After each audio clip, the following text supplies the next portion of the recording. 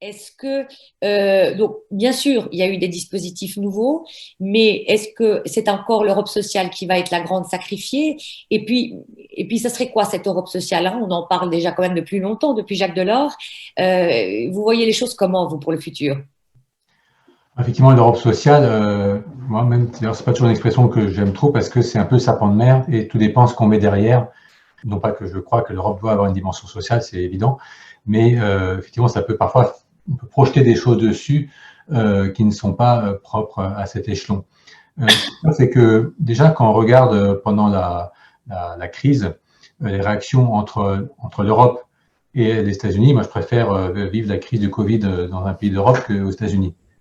D'ailleurs, pour des raisons sociales évidentes. Le chômage partiel a jamais été autant répandu à travers comme réaction à travers les États membres, et notamment en France, de manière, je dirais, beaucoup plus que lors de la dernière crise, la crise de l'euro. Et là, je trouve que c'est un filet social quand même très important, y compris aussi, je pense, à tous nos systèmes de protection sociale et d'assurance maladie qui font que, effectivement, les hôpitaux publics, mais on voit bien toutes leurs limites et à quel point ils sont surchargés. Mais encore une fois, par rapport à un système américain où il y a, on sait bien, l'assurance maladie, c'est pas forcément pour tout le monde. L'Europe sociale, je dirais, elle existe par rapport au reste du monde. Ça, c'est quand même important vous savez que la moitié des dépenses sociales, elles sont en Europe, hein. Donc, il y a une réalité qu'il ne faut pas oublier par rapport si on se compare au reste du monde. Moi, je trouve qu'il y a eu effectivement un progrès important qui passait peut-être inaperçu, on en a dit, sur le programme sûr. Et ça pose d'ailleurs la question de la visibilité. Adina Revol a rappelé que ce programme il est en cours. Il y a des États qui bénéficient des prêts de réassurance, de cette forme de réassurance chômage. La France n'a pas eu besoin d'y recourir, mais je crois qu'il y a 9 États actuellement qui en bénéficient. Et je suis pas sûr qu'un chômeur espagnol le sache. En tout cas, la question de la visibilité de ce programme qui est quand même un peu en back-office. On aide un État à financer son soutien. Donc, je pense qu'il y a une question de visibilité de cet instrument qui est en jeu. Mais sinon, je pense que sur le front social, il y a des choses qui sont à venir. Je pense notamment en ce qui concerne le salaire minimum. On sait que la Commission a fait une proposition récente, le commissaire à ces questions, Nicolas Schmitt. Il ne s'agit pas d'ailleurs d'établir un seul salaire minimum dans toute l'Europe, ce serait impossible, les Suédois n'en voudraient pas, et par ailleurs, on sait bien qu'entre le Luxembourg et la Bulgarie, il y a déjà un écart qui ne sera pas rattrapé du jour au lendemain, mais d'avoir un salaire minimum adéquat et que l'Europe incite et fixe un niveau adéquat de salaire minimum dans les différents pays pour qu'il y ait du rattrapage, je pense que c'est quelque chose qui va être pris à cœur, notamment par la présidence portugaise aussi de l'année prochaine. On sait qu'il y a un sommet social prévu à Porto au mois de mai 2021.